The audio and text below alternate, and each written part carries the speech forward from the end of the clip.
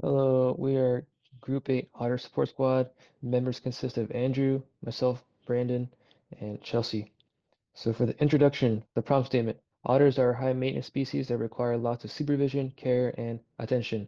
While there are trained professionals that can take care of otters, humans aren't perfect and otter needs can be unintentionally neglected. Our targeted customers are going to be towards zoo management teams and animal welfare departments. Issues presented while managing otter enclosures are going to be upkeep and cleanliness, feeding, water quality, and stimulation. So how our robots are going to be able to overcome these issues? Each of our proposed robots will tackle one of the previously mentioned problems, aid otter caretakers in providing care for otters, and help improve otter quality of life. Thank you for that, Brandon. These are our proposed robots. We have three robots: the water quality robot, meant to monitor the pH in the water; the cleaner robot, meant to clean the glass within the enclosure; and the entertainer robot, meant to provide entertainment to the otters. Here's the first of the robots, the water quality robot. This robot is designed on a buoy system that holds it above water. There is a center sphere housing an LED light at the top above water level and a pH sensor at the bottom within the water.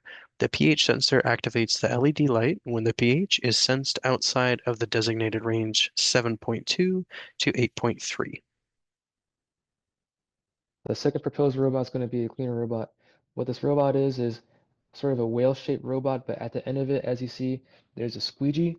How this robot can accomplish its task is with a system of sensors, fins, propellers, and of course a squeegee at the end.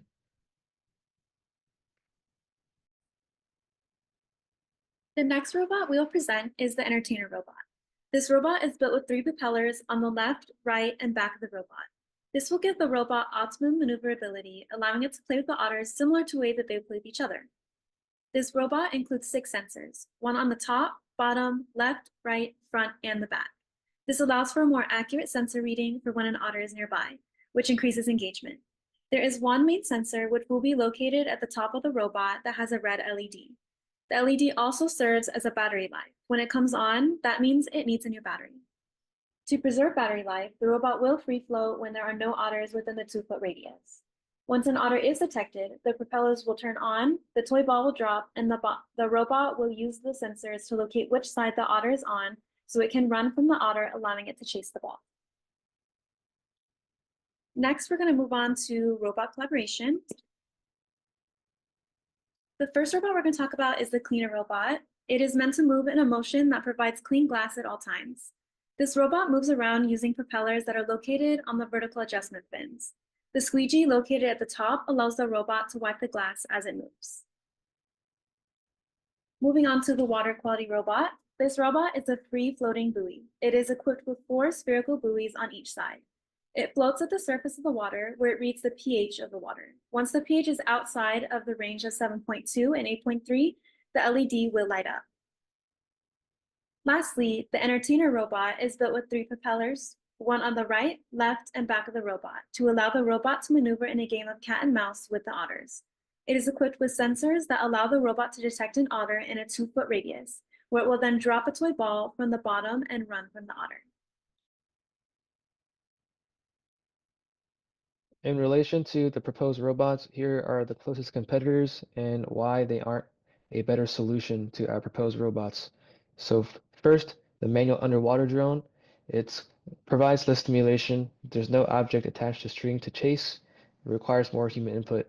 The handheld pH monitor, it isn't automated, it isn't waterproof, and it's going to be nearly impossible to monitor 24/7 unless there's a human with that pH monitor just in the water 24/7. And lastly, the pull vacuum robot, it has less mobility, it can't traverse and clean walls, and there's no underwater vertical movement. Thank you again, Brandon. To sum things up, we feel very confident in the product we have produced in our swarm of robots.